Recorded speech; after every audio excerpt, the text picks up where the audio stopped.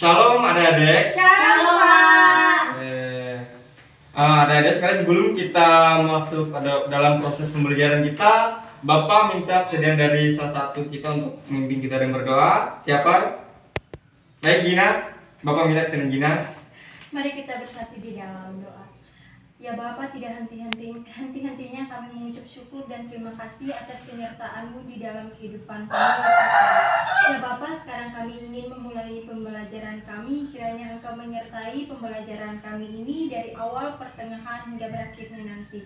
Terima kasih ya Bapa di sorga. Haleluya. Amin. Amin. Terima kasih Gina. Ya, sama-sama. Baik, anak-anak, sebelum kita masuk dalam materi kita, Bapak ingin bertanya tema atau judul dari materi kita di minggu kemarin. Siapa yang bisa menjawab? Bapak silakan. Bapak kasih hadiah loh, siapa yang bisa jawab?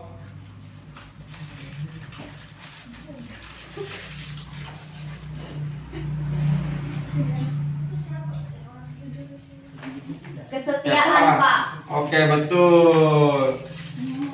Tentang kesetiaan ya, dari tadi Lian jawab kesetiaan. Jadi Bapak bertanya nih, menurut Lian, apa makna kesetiaan dan contoh dari kesetiaan tersebut?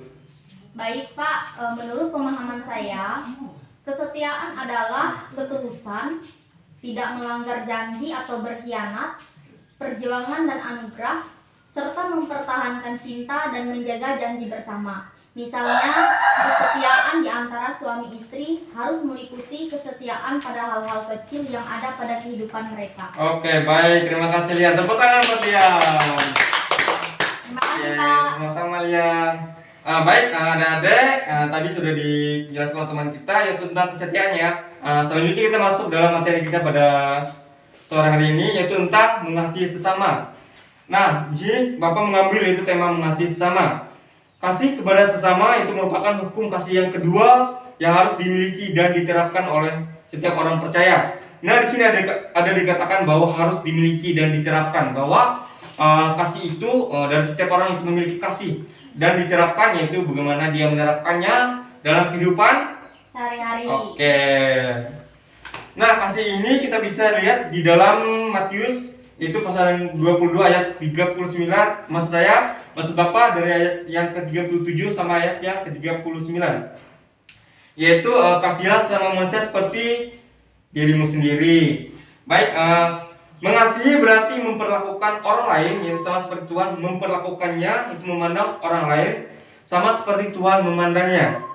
Kasih itu merupakan perasaan yang sanggup membangkitkan daya tarik. Nah, di sini dikatakan bahwa kasih itu merupakan perasaan yang sanggup membangkitkan daya tarik. Bapak ingin bertanya kepada salah satu teman kita, siapa yang mau menjawab? Lian, Estina, atau teman kita yang lain?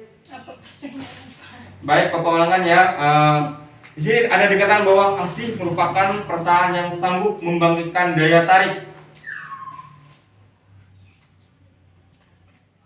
Baik, kalau misalkan tidak ada yang menjawab, Bapak akan memperjelaskan. Baik, daya tarik itu bahwa kita ada daya tarik. Daya tarik itu bagaimana kita mampu menciptakan kasih itu dalam hati atau dalam hati orang.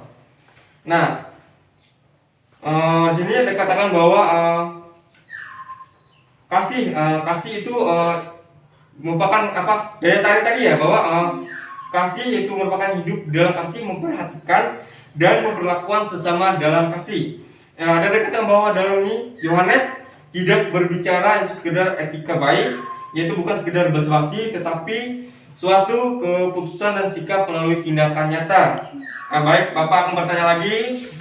Di sini Bapak bertanya ya, mengapa orang Kristen dituntut senantiasa merefleksikan kasih di dalam hidupnya? Baik, ada siapa yang mau menjawab? Bapak kasih hadiah loh. Oke, silakan Gina. Baik, saya akan menjawab. Yang pertama, kita mengasihi karena kasih Allah hakikat Tuhan sendiri. Yang kedua, kasih adalah bukti faktual kehadiran Tuhan. Yang ketiga, kita mengasihi karena orang lain melihat Allah melalui kasih kita. Yang keempat ialah kasih melingkupi hidup orang Kristen adalah suatu perintah atau keharusan. Oke, betul sekali Gina. Tepuk tangan buat Gina.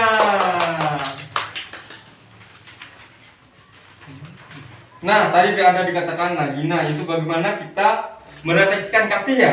Nah, kita bisa lihat ya, yaitu tadi ada dikatakan salah satunya kita mengasihi, itu karena kasih adalah hakikat Tuhan itu sendiri. Nah, kasih itu berasal dari Allah. Tuhan bukan hanya sekedar sumber atau kasih, tetapi hakikat Tuhan tidak terpisah dengan kasih. Kebenaran teologis bahwa kasih berasal dari Tuhan dan bahwa Tuhan adalah kasih, yaitu menjadi tolak ukur apakah berasal dari Tuhan dan mengenal Dia. Nah, yang kedua yang ada dikatakan oleh teman kita Gina tadi, kasih adalah bukti faktual ya kehadiran Tuhan. Nah, kita mengasihi karena Tuhan terlebih dahulu mengasihi kita, betul. Dan yang ketiga yaitu kita mengasihi karena orang lain melihat Allah melalui kasih. Nah, Tuhan tidak dilihat oleh mata itu secara fisik, tetapi keberadaannya dapat dirasakan melalui pernyataan kasihnya bagi dunia. Keberadaannya dapat dilihat melalui kasih yang dilakukan oleh orang-orang seperti itu, orang-orang Kristen ya. Itu bagaimana kita saling mengasihi dan menunjukkan dari mana kasih itu berasal. Baik, sebelum kita masuk ke dalam penutup atau menutupi materi kita pada sore hari ini, Bapak minta salah satu dari teman kita. Tapi sebelumnya siapa yang bisa menyimpulkan nanti untuk kesimpulan ya, untuk sebelum materi kita, Bapak akan mengasih double ini, 2 coklat. Oke, silakan Gina. Maaf ya, silakan Gina.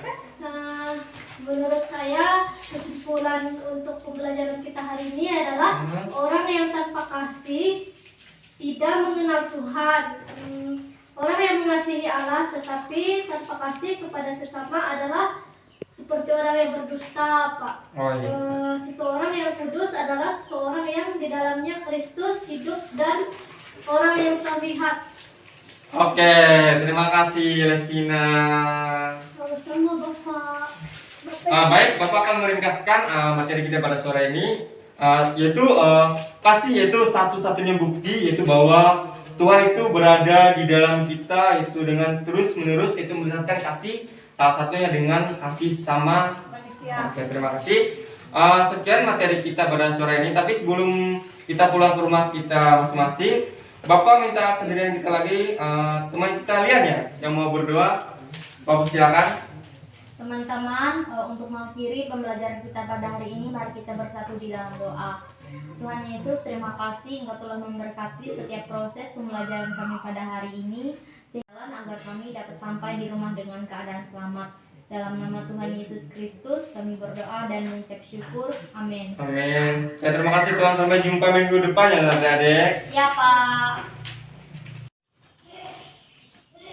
Baik, adik-adik, tadi yang dijelaskan oleh teman kita Gina, beberapa contoh ada poin dari mengasihi ya. Kita bisa melihat ini dari mengasihi tersebut. Yang pertama itu kita mengasihi karena Allah adalah hakikat Tuhan itu sendiri. Kasih itu berasal dari Allah. Tuhan bukan sekedar sumber kasih, tetapi hakikat Tuhan tidak terpisahkan dengan kasih. Kebenaran teologis bahwa kasih berasal dari Tuhan dan bahwa Tuhan adalah kasih itu menjadi tolak ukur apakah seorang berasal dari Tuhan dan mengenal Dia. Siapa yang mengaku berasal dari Tuhan dan mengenal Tuhan, maka orang itu membuktikan, yaitu melalui apa? Itu melalui kasih. Hal ini menunjukkan bahwa kasih bukan usaha atau inisiatif manusia, tetapi bersifat ilahi, itu datang dari Tuhan. Nah, ini dikatakan bahwa kasih itu berasal dari Tuhan, hingga bagaimana kita mencontohkan atau mengikuti bagaimana itu kasih itu berasal dari Tuhan sendiri. Selanjutnya itu kasih merupakan bukti, yaitu faktor atau kehadiran tentang Tuhan Yesus.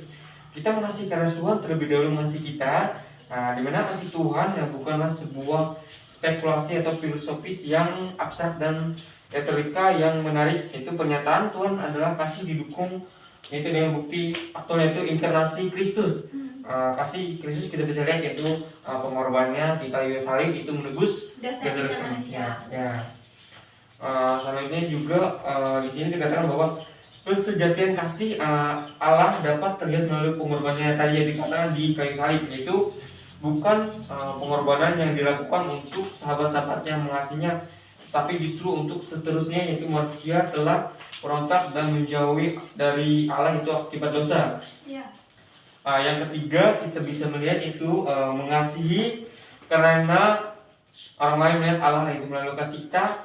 Tuhan tidak bisa melihat itu, kasih tidak bisa melihat itu secara fisik, tetapi keberadaannya dapat dirasakan yaitu melalui pernyataan. Nah, kasih itu tidak bisa kita lihat secara fisik atau kasat mata ya. Ya. Tapi bagaimana kasih itu kita menerapkan yaitu dengan tingkah laku, bahkan apa yang kita lakukan dalam kehidupan kita yaitu terhadap teman kita ya atau sesama kita. Tindakan nyata. Iya, tindakan nyata benar. Yang selanjutnya itu pasti melingkupi orang hidup orang Kristen yaitu adalah suatu perintah atau keharusan. Dimana kita bisa lihat di sini bahwa kasih itu merupakan pernyataan yang paling agung di Alkitab. Itu bermakna lebih dari Tuhan Yesus mengasihi, karena kasih Tuhan kepada kita itu tidak tergantung pada keadaan kita, tetapi bergantung kepada keberadaan hakikat Tuhan sendiri. Itu kasih yang menurut kita harus mengasihi sesama, karena kasih membuat kita itu mengerti bahwa kita tinggal di dalam Tuhan dan kasihnya di dalam kita. Inilah kewajiban iman yang tidak boleh diabaikan yang sebagai Kristus, di mana kasih ini menjadi bukti bagaimana kita mengasihi Tuhan, yaitu terlebih-lebih kepada sesama kita. Dan kasih itu bisa juga itu bentuk pelayanan kita, yaitu misalnya dalam rohani, ibadah, dan persekutuan.